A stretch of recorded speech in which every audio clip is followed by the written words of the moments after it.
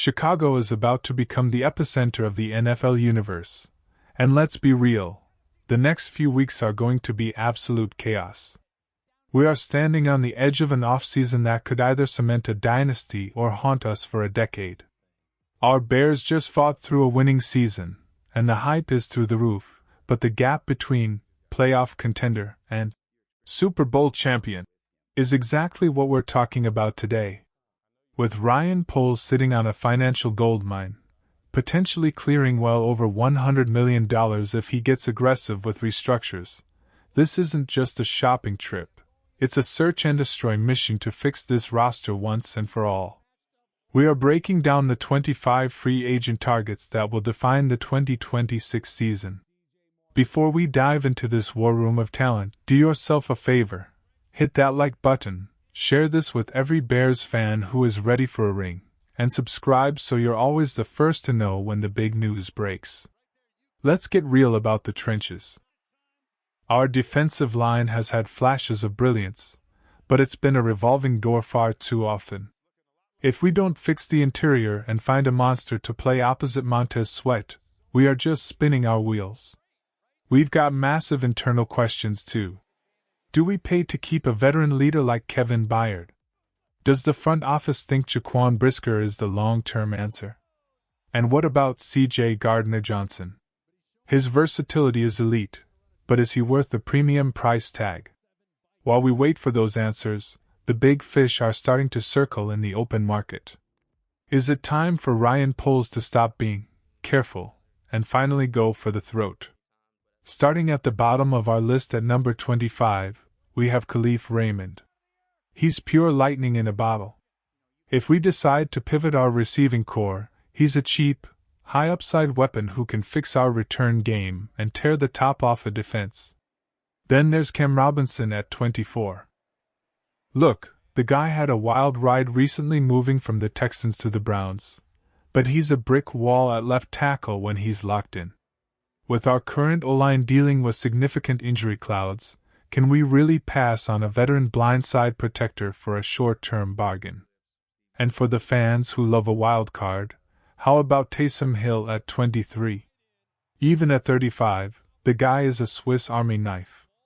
Imagine the creativity Ben Johnson could unleash with a hybrid athlete like that, keeping defenses guessing on every single snap. At 22, we have the legendary Cam Jordan. He says there's a 94% chance he stays put, but with his deep connections to our defensive staff, that 6% window is staring us in the face. Even a one-year deal for a Hall of Fame leader like Jordan would transform this locker room overnight. If you had the pen and could sign only one player from this entire list to guarantee a Super Bowl run next year, who are you picking? Drop the name and the reason in the comments. I'm reading every single one. Moving into the middle of the pack, we're looking at guys who bring that gritty, do-it-all energy. Calvin Austin III at 21 is a name I've loved from afar. Pittsburgh's offensive struggles hid his true potential, but in this system, he's a yards-after-catch nightmare waiting to happen. At 20, we have Boye Mafe. He's the definition of solid.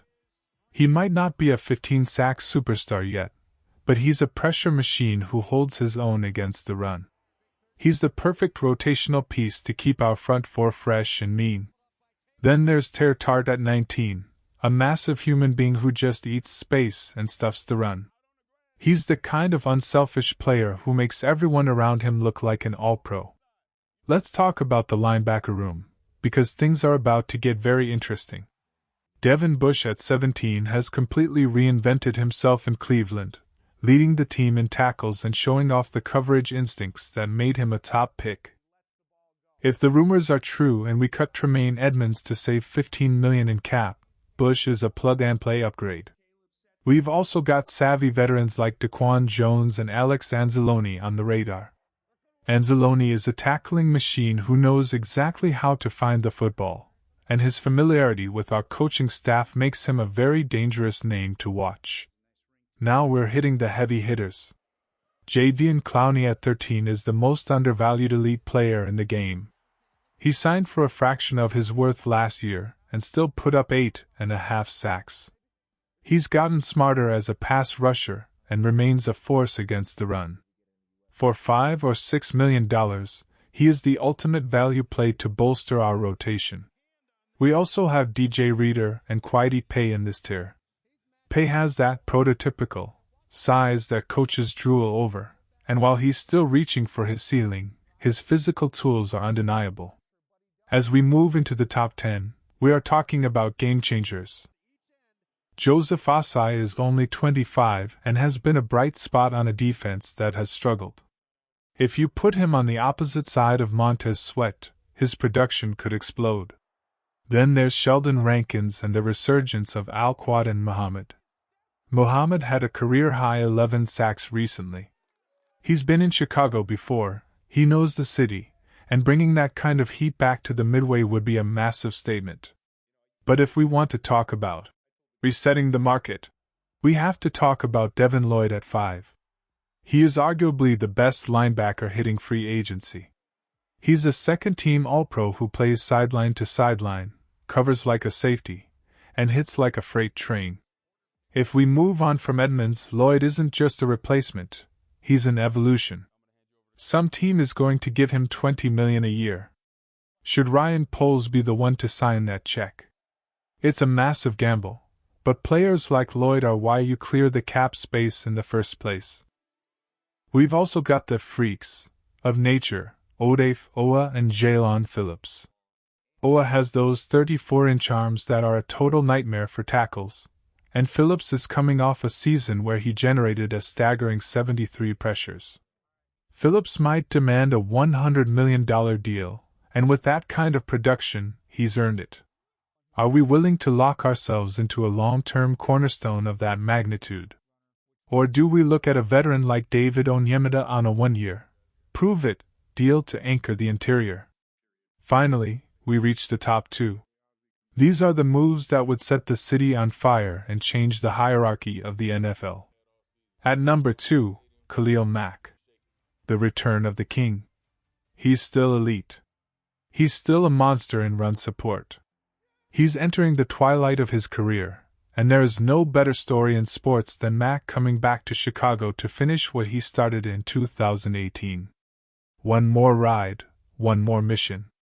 Let's get him back in a Bears jersey and let him retire as a legend of the Midway. And at number 1, Trey Hendrickson. He is the ultimate prize. He's a pure, relentless pass-rushing technician. Even in a season cut short by injury, his impact was undeniable.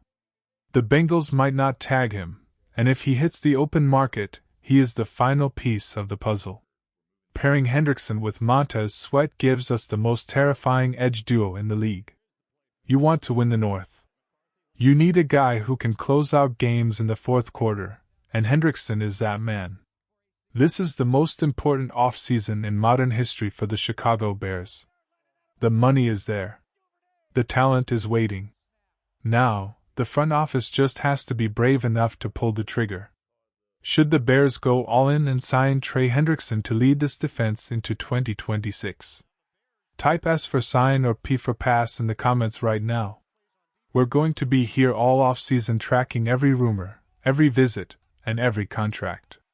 Hit that subscribe button and let's get ready to dominate. Bear down.